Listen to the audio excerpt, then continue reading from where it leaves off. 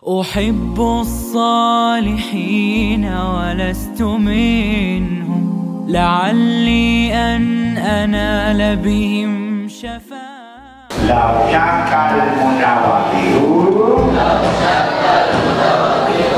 أو المعتزل في تقليد عضوين قبل الفراغ من وضوء أو غسله طهر. Apabila seorang berwudu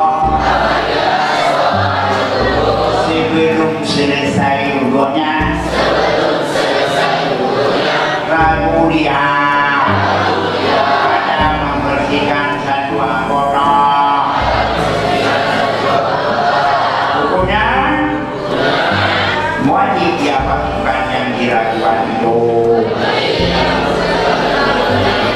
Misalnya sedang dia menyapu kepala ragu dia apakah sudah saya basuh tangan atau belum. Bagaimana? Langsung dia basuh tangan. Apa? Seorang berwudu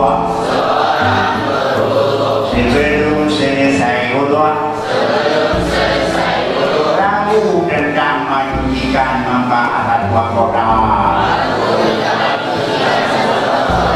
Pokoknya langsung sucikan anggota yang dilakukan itu.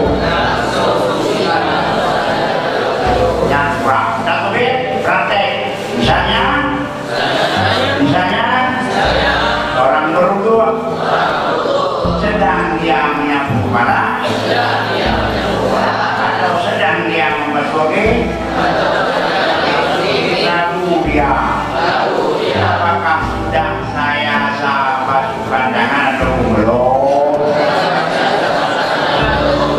Pokoknya langsung dia membasuh tangan. Kalau orang sedang mandi junub belum selesai ragu iya adakah dia sedang